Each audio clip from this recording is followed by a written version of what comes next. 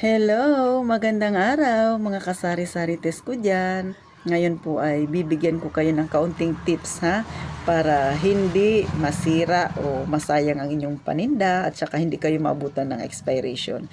Number one, sa mga dilata ha. O, kita nyo na yan, nabanggit ko na ito dati sa mga nauna ko pang vlog, yung ganyan. So yung nasa taas, yan yung mga huli kong binili. So, yan yung ibibigay ko kay customer. Una kong ipinamili. Yan yung ibibigay ko kay customer. Yung mga nasa ilalim niya, yan yung bago kong pinamili. Dapat, first in, first out. So, ganun tayo ha. Lahat, kahit sa kape. O kung makikita niyo yung kape ko nakaganyan, 'di ba? Tapos katulad ng Nescafe, nakaisang salansan siya, tapos mayroon natirang konti doon, mga 4 na piraso. So, pagka ganyan may bibili yung una ninyong kukunin syempre, yung nauna nyo ring binili ganyan. Pero sa totoo lang, meron talaga akong lagayan yan dito sa gilid ko.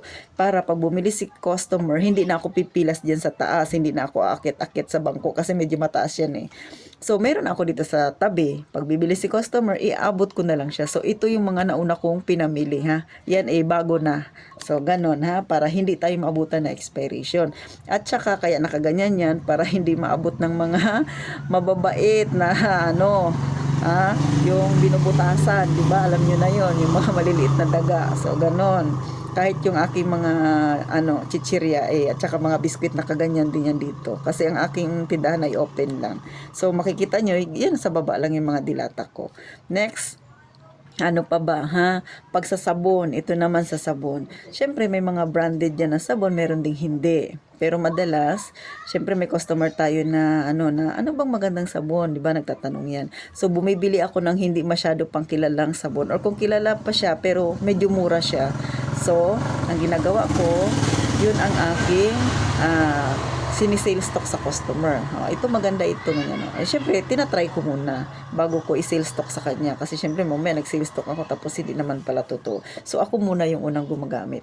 Then, pag na-sale stock ko siya, mas maganda kasi mas malaki ang tutubuin mo doon kasi nga ang presyo niya ay minsan kapantay na rin siya ng medyo branded, 'di ba? So, o kaya ay mas mura siya tapos mas malaki yung naipapatong ninyo. So, mas kikita kayo ng kaunti doon kumpara sa mga branded na 'yan. So, ganun ang aking ginagawa, ha? Ay, kayo ba, ganyan ba kayo mga kasari-sarites? Hindi ko alam sa mga may tindahan na, pero ako ganun ha. Baka pwede na siguro ako maging endorser ng mga sabon na hindi pa kilala.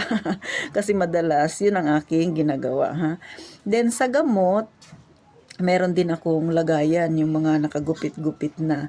Pero meron din akong yung mga bago kong pinamiling gamot, hindi ko siya inihahalo kaagad doon sa mga datihan na gamot. Pinapaubos ko muna. Kasi may lagayan ako na gamot talaga. So, ipapakita ko sa inyo ha. Ganito ang itsura niya.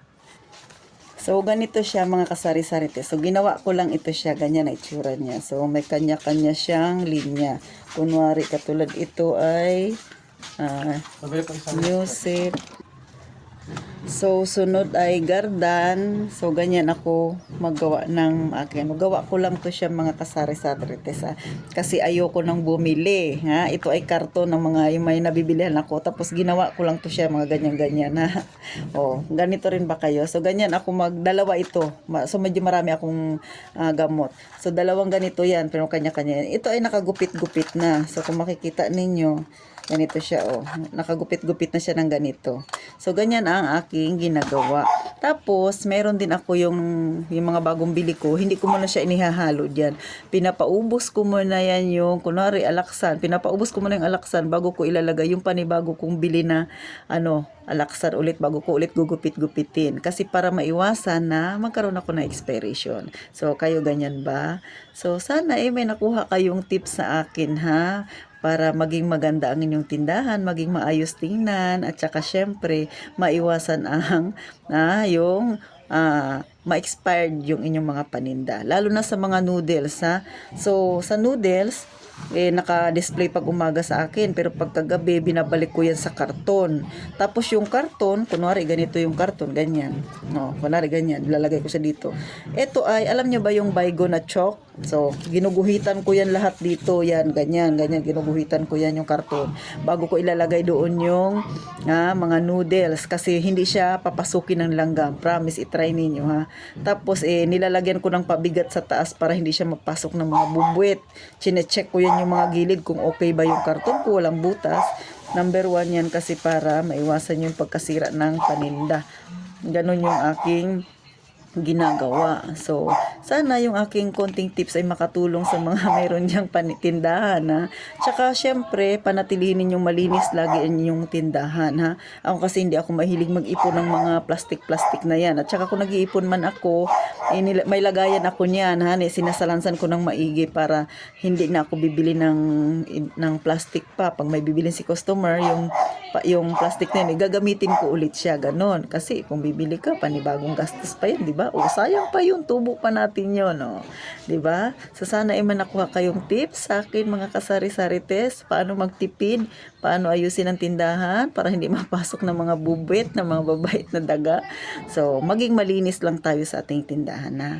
So, kung may tanong pa kayo, wag po kayong mahiyang mag-comment sa baba, ha? At babasahin ko yan, ha? At sasagutin ko rin yan sa abot ng aking makakaya. Pasensya na kayo sa mga ingay na naririnig ninyo. Minsan may bumibili kasi nasa tindahan talaga ako nagbablog, ha? So, salamat ng marami. Sana ay huwag kayong magsawa na panoorin ako. At saka sana makapagbigay inspirasyon, lalo na sa mga katulad kong single parent dyan, ha? Na nagbabalak na magkaroon ng negosyo. Kahit konti magkakaroon kayo ng tips ha, pag kung kayo ay may tindahan na, kung ano ang gagawin ninyo para hindi masira ang inyong mga paninda. So salamat, ingat po kayong palagi.